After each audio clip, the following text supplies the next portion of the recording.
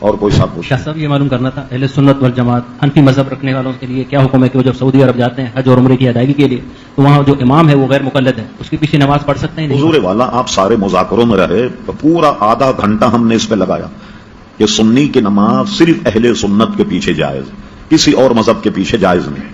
اور یہ جو سعودی دور ہے اس سے پہلے جب ترکیوں کا دور تھا تو ترکیوں نے تو اتنا اہتمام کیا تھا کہ خانہ کعبے میں چاروں طرف 4 مصلے بچھا دیے تھے، حنبلی، حنفی، مالکی، شافعی. ہر امام کا ماننے والا اپنے امام کے پیچھے نماز پڑھے، کوئی جھگڑا ہی نہیں تھا. ٹھیک ہے. اب چونکہ حکومت انہوں نے لے لی تو لینے کے بعد میں لوگ تو بھول جاتے ہیں تاریخ. کئی دفعے ہم نے اس کو کہا، ریکارڈ دیکھیں ہمارا ویب سائٹ، اس پر آپ اس کو دوبارہ سنیے.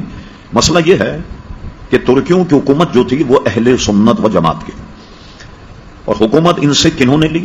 یہ آل سعود اور آل شیخ. آل سعود سے مراد یہ بادشاہ ہیں جو چل رہے ہیں، اور ٹیک اوور کرنے کے بعد انہوں نے اس کا نام ہی سعودی عرب اس لیے رکھا، اس کا نام سعود تھا جس نے حملہ کر کے مسلمان حکومت لی.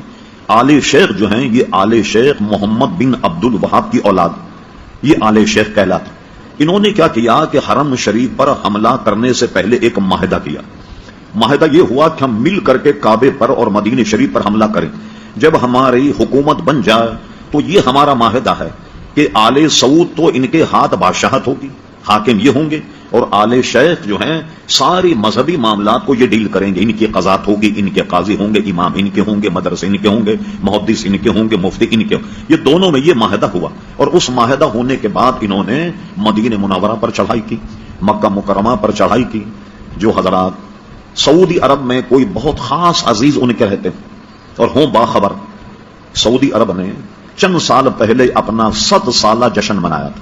100 سالہ جشن. پوچھے جنہوں نے پروگرام دیکھا، عبد العزیز، ملک عبد العزیز کو حرم شریف میں گھوڑے پر بیٹھ کر تلوار سے لوگوں کو قتل کرتا ہوا دکھایا گیا. حرم شریف تو کیا یہودی آ گئے تھے حرم شریف میں؟ کون تھے جن کا قتل عام کیا؟ وہ سب سنی تھے. مسجد نبوی کے امام کو مصلی پر تلوار سے ذبح کیا، اور صرف 200 حضرات نے مدینہ شریف پر حملہ کیا. میں سن 77 میں پہلی مرتبہ مدینہ شریف گیا. قطب مدینہ حضرت اللہ مولانا ضیاء الدین صاحب مدنی رحمت اللہ علیہ کے یہاں 40 دن رہا، معاملات سنتا رہا. تو انہوں نے بتایا کہ صرف 200 آدمیوں نے حملہ کیا تھا مدینہ شریف، اور وہ اتنے پکے دیندار سنی تھے ترکی کہ جب انہوں نے حملہ کیا انہوں نے ہتھیار ڈال دیے، اور یہ کہہ کر ہتھیار ڈال دیے کہ حرم رسول میں ہم قتل نہیں کریں گے. خود قتل ہو گئے مگر انہوں نے دفاع نہیں کیا. یہی حال مکہ کا ہوا، اور انہیں حکومتیں لی. لوگ سب بھول جاتے ہیں. ہوا یہ کہ حکومت لینے کے بعد سب سے پہلا کام کیا کیا انہوں نے؟ یہ بات ہے 1925 کے بعد کی 29 تک اور 30 تک ان کا آپریشن مکمل ہوا. جنت البقیع پر بلڈوزر چلائے، گیتی اور پھاوڑے سے جنت البقیع کے شاندار مزارات اکھیڑ کر پھینکا، اہل بیت کے مزارات اکھیڑ کر پھینکے. سب سے شاندار مزار جنت البقیع میں حضرت عثمان غنی رضی اللہ عنہ کا، اس کے اینٹ پتھر الگ کر کے اس کو زمین بوس کیا. پھر اس کے بعد جناب انہوں نے جنت مالا کا قبرستان جو ہے اس کو زمین بوس کیا. یہ سارے مزارات انہوں نے ڈھا دیے، اور اس وقت کے نزدیک کہتے تھے کہ یہ گنبد خضرا جو ہے یہ صنم اکبر ہے، سب سے بڑا بت. یہ معاذ اللہ گنبد خضرا کو سب سے بڑا بت تصور کرتے تھے، لیکن ان کو وہ شہید کرنے میں قادر نہیں ہو سکے. جب انہوں نے جنت البقیع، جنت مالا اٹھایا تو یہ اس زمانے کی بات ہے جب مولانا محمد علی جوہر، علامہ عبد الحامد بدایونی، علامہ عبد العلیم صدیقی، ایک صحافی تھے جن کا نام ریاض الحسن ریاض حسین تھا. آج سے کوئی 30 سال پہلے اخبار جنگ میں ان کا انٹرویو چھپا تھا. یہ وہ وقت میں شامل تھے جو ہندوستان سے سعودی عرب میں احتجاج کرنے کے لیے آئے کہ بھئی ہندوستان کے مسلمان، وہ غیر منقسم ہندوستان تھا جسے پاکستان میں ہندوستان. انہوں نے احتجاج کیا، اور احتجاج کرنے کے بعد ان سے سعودی حکومت نے وعدہ کیا کہ ہم یہ دوبارہ بنائیں گے. یہ جو آپ ان بزرگوں کے مزار پر کچھ پتھر رکھے ہوئے دیکھتے ہیں کہ جس سے یہ پتہ لگ جائے کہ یہ حضرت فاطمہ کا مزار ہے، یہ حضرت امام حسن کا ہے، یہ اسی وقت کی برکت کہ یہ پتھر لگا کر انہوں نے ایک طرح سے نشاندہی کر دی کہ یہ ان کے مزارات ہیں. لیکن اس کے بنانے کا وعدہ انہوں نے پورا نہیں کیا. حضرت خدیجۃ الکبریٰ کا روضہ جنت مالا بہت شاندار بنا ہوا تھا. کسی صاحب کے پاس وقت ہو اس فقیر کے پاس آئیں، وہ تمام آپ کو میں فوٹو دکھاؤں گا کہ جو اس کے ڈھانے سے پہلے جنت البقیع، جنت مالا.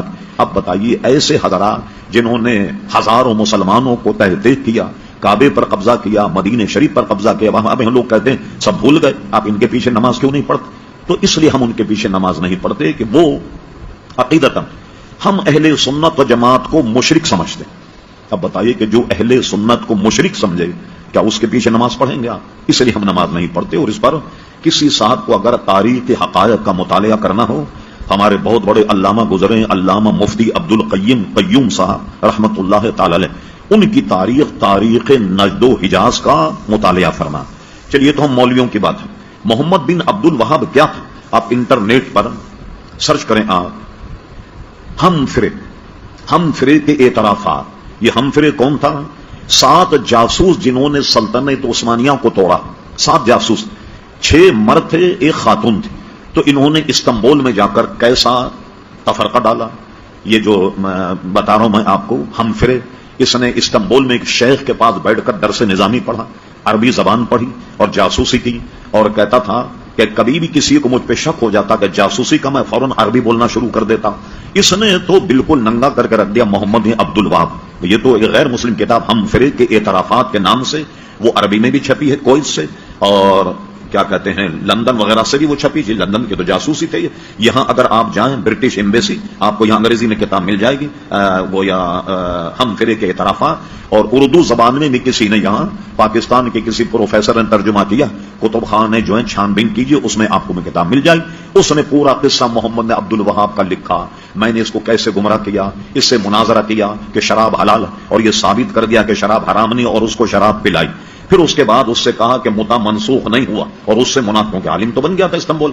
اس سے مناظرہ کر کے اور کہا کہ متا جو ہے وہ منسوخ نہیں ہوا. اور برطانوی خاتون جو تھی جاسوس، اس سے اس کا متا کرایا، اور اس کے حسن و جمال میں اس کو ایسا پھانسا وہ نکل ہی نہیں پایا. اور اس کے بارے میں یہ کہہ کر ہوا بھری، بھائی تو اللہ کا بہت بڑا بندہ ہے، جیسے حضرت فاروق اعظم رضی اللہ عنہ ہے، اور اللہ تعالیٰ تو اس سے ایسا کوئی کام لے گا جیسا حضرت فاروق اعظم نے لے لیا. یہ تو انگریز مورخ کو پڑھنے بھائی، ہماری بات پر اعتماد نہ کریں. ہم فرے کے اعترافات یہ انٹرنیٹ پہ موجود ہے. کوئی سے جو کتاب چھپی اس میں تو ہم فرے نے محمد بن عبد الوہاب کا فوٹو بھی اس میں لگایا، فوجی وردی پہنا ہوا ہے جیسے ہوتے تھے نا وہ خول وغیرہ فوجی لباس، اس میں اس کا اس نے فوٹو بھی دیا، اس کو بالکل ننگا کر کے رکھ دیا محمد بن عبد الوہاب. یہ ہے آل شیخ، اور وہ آل سعود. اس میں مسلمان سادہ لوگ یہ سمجھتا ہے کہ تو مقدس گھر ہے، اس میں جو امام ہوگا بڑا مقدس ہوگا. مسجد نبوی، اس میں جو امام ہوگا مقدس ہوگا. ان کارناموں کی وجہ سے ہم لوگ ان کے پیچھے نماز نہیں پڑھتے. لمبا ہو گیا سوال، میں کئی دفعے اس کو بتا چکا ہوں، لہذا آپ انٹرنیٹ پہ اس کو ملاحظہ فرما لیں. یہاں پوچھیں گے تو وقت لگے گا، دوسرے سوالات رہ جائیں گے. جواب تو میں سب دوں گا آپ، لیکن وقت لگ جائے گا.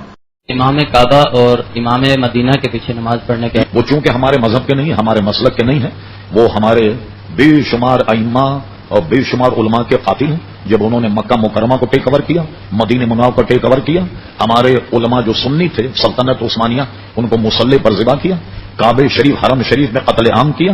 آپ تاریخ پڑھنا چاہیں، علامہ مفتی عبد القیم صاحب رحمۃ اللہ علیہ تاریخ نجد و حجاز کا مطالعہ فرمائیے. اور یہ بڑی تفصیل سے ہم نے کئی دفعے ہماری سائٹ آپ لکھ کے لے آئی اہل سنت.net اور اعلی حضرت.net، اس پہ یہی جو سوالات ہوتے ہیں اس میں آپ تلاش کر لیں، تفصیل سے ہم نے اس کا جواب دے دیا.